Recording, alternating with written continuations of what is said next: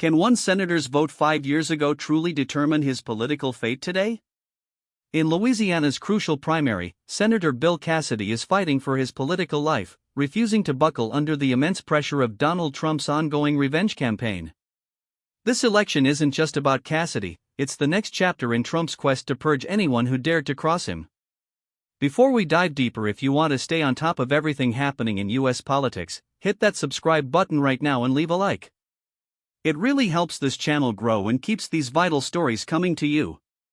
5 years ago, Bill Cassidy was one of only 7 Republican senators to vote to convict Donald Trump during his impeachment trial.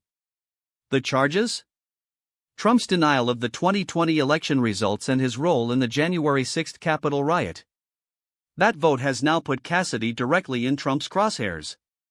Today, he faces a formidable challenge from Trump-backed Representative Julia Letlow and Republican State Treasurer John Fleming in a primary that has become a key battleground on Trump's revenge tour. Despite the high stakes, Cassidy, in a recent interview, sounded remarkably detached from the political reality surrounding him. He largely referred to Letlow simply as my opponent, barely acknowledging Fleming, and even complained about Louisiana's shift to a closed-party primary system back in 2024.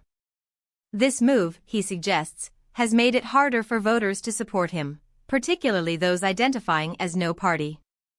He's even been in communication with the Louisiana Secretary of State's office, raising concerns about potential voter irregularities, a claim the Secretary of State's office stated they take seriously and would investigate with specific details.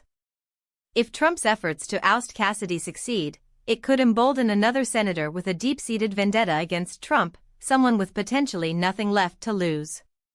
But Cassidy insists he's not contemplating such a future. When asked if he'd remain a thorn in Trump's side in his remaining months should he lose, he sounded defiant. "I'm going to win today," Cassidy declared. "I may go into a runoff. But I'm always going to vote for the good of my country and my people."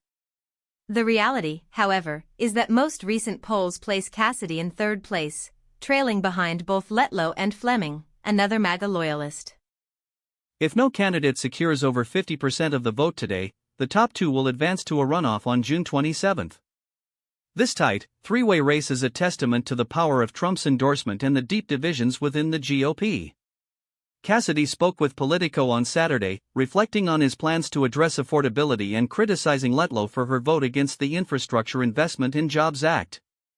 He emphasized his commitment to doing what's right, stating, "It takes courage, and so you got to know what's right, and then you got to have the courage to do what's right, and that's what I have.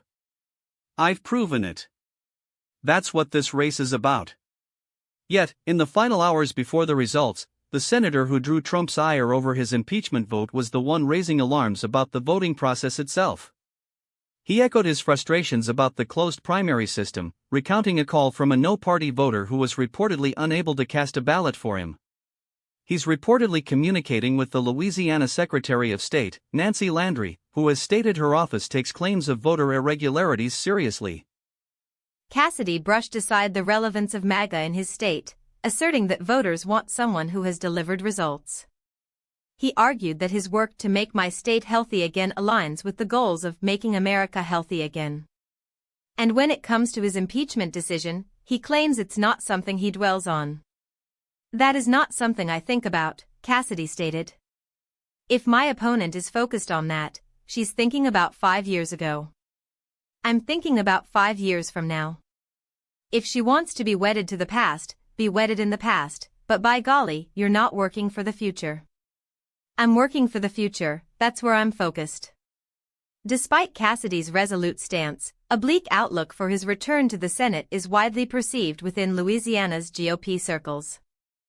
One unaligned strategist with extensive experience in Louisiana races, speaking anonymously, stated, "There is almost a 0% chance that Bill Cassidy is coming back to the Senate." The strategist pointed to Cassidy's own campaign ads as a potential weakness, noting, "He's run a lot of ads, and the problem with his ads is he's in them." This suggests that his focus on his past actions, even while trying to project a future-oriented image, might not be resonating with voters swayed by Trump's influence. So, what do you think about Bill Cassidy's defiant stance in the face of Trump's revenge campaign? Is he a man of principle standing up for what's right, or is he out of touch with the political reality of his state? Drop your opinion in the comments below. I read every single one. This election is a stark reminder of the power dynamics at play in American politics and the enduring influence of Donald Trump. We'll be watching closely to see how this plays out.